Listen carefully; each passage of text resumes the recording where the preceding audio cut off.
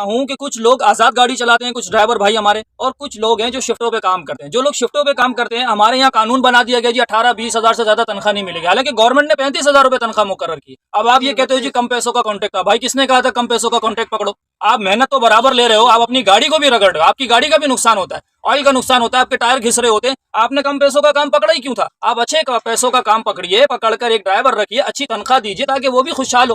اب یہاں تو الحمدللہ سارے ڈرائیور اللہ کے فضل و کرم سے جتنی بھی تنخواہ مل رہی ہوتی ہے اس میں گزارا کر رہے ہوتے ہیں، شکر کر رہے ہوتے ہیں، اللہ کا لاکھ لاکھ شکر ادا کرتے ہوئے کام کر رہے ہوتے ہیں۔ اور بہت سارے معاملات ہیں جس کے اندر کہ وہ تنخواہوں میں گزارا نہیں ہو پا رہا ہوتا تو وہ لوگوں سے قرض لینے پر مجبور ہوتے ہیں۔ ایک مہینے کا قرض اگلے مہینے اتارتے ہیں، پھر پتہ چلتا کوئی بیماری آ گئی، کوئی پریشانی آ گئی، کوئی اسکول کے مسئلے مسائل آ گئے تو وہ بیچارے اس کو اتارتے مزید قرضہ لیتے چلے جاتے ہیں۔ مالکان کو میں نے دیکھا ہے ہوٹلوں پر ادھر ادھر بیٹھ کر جو ہے نا ڈرائیوروں کی برائیاں کر رہے ہوتے ہیں کہ جی اس نے فلانے نے اتنا قرضہ لے لیا، 5,000 لے لیا، 10,000 لے لیا، وہ دے نہیں رہا۔ بھائی کیسے دے گا؟ 16, 18, 20 ہزار روپے کی تنخواہ میں وہ قرض لینا اس کی مجبوری تھی، اب وہ اتارے گا کیسے؟ یہ تو سوچنے کی بات تھی، یہ تو آپ کو بھی سوچنا چاہیے تھا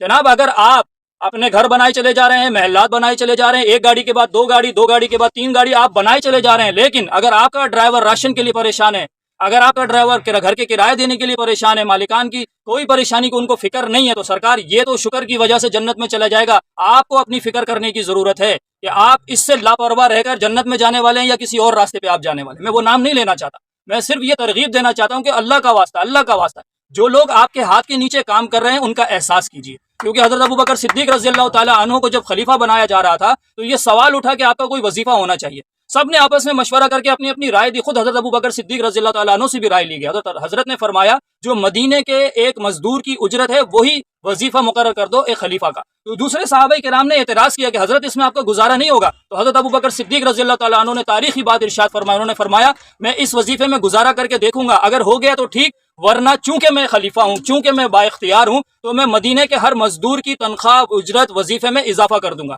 تو میرے بھائی ہر با اختیار سے اللہ رب العزت سوال پوچھے گا، بات یاد رکھے۔ جس کو اللہ تعالیٰ نے دولت دی ہے، اختیار دیا ہے، اس کے ہاتھ کے نیچے کوئی کام کرنے والا ہے، مزدوری کرنے والا ہے، اگر وہ پریشان ہے تو اس کی پریشانی کا جواب آپ کو آخرت میں اللہ کے حضور دینا ہی دینا ہے، یہ بات ذہن میں رکھیے۔